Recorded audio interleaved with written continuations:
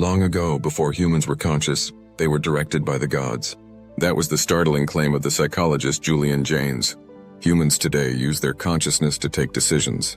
Before humans were conscious, their decisions were taken by gods. Jaynes said, "The gods take the place of consciousness." But can we push that argument even further? Could humans actually become gods? Locusts exhibit a property called phenotypic plasticity, which is when their phenotype changes in response to environmental factors. They can change shape and color and various other properties.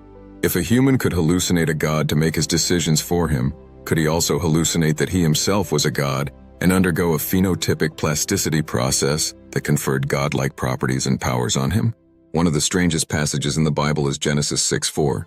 It says, "The Nephilim were on the earth in those days, and also afterward, when the sons of God went to the daughters of humans and had children by them. They were the heroes of old, men of renown." Can we interpret this passage to mean that some humans, but not all, had special powers that marked them out from everyone else? They were distinctly godlike, and so the myth was created that they were the offspring of the sons of God, more usually called angels. Achilles, the great hero of the Trojan War, was godlike in his warrior abilities. Were many of the warriors of the siege of Troy of almost supernatural strength? Julian Jaynes said, "The Trojan War was directed by hallucinations, and the soldiers who were so directed were not at all like us. They were noble automatons who knew not what they did." But were they more than automatons? Did they hallucinate gods and also feel godlike? If you imagined that a real god was talking to you and directing you, wouldn't that fill you with resolve and power? You would become no ordinary mortal. It would be as though you were possessed by the gods. It's hard for today's conscious people to feel godlike.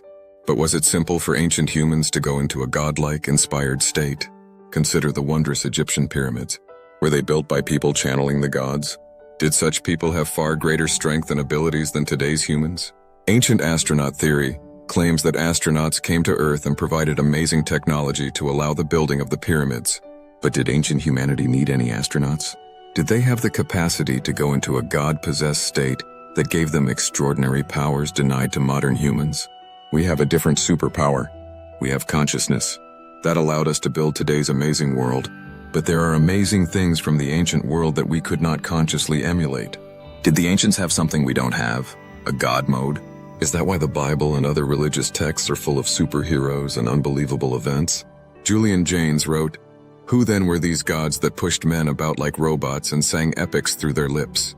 They were voices whose speech and directions could be as distinctly heard by the Iliadic heroes as voices are heard by certain epileptic and schizophrenic patients, or just as Joan of Arc heard her voices.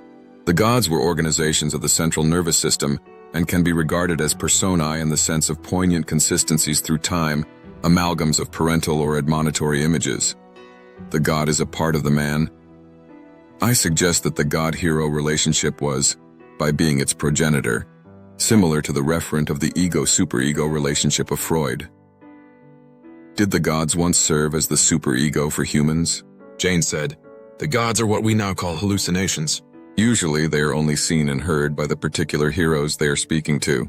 Sometimes they come in mists or out of the gray sea or a river or from the sky, suggesting visual auras preceding them.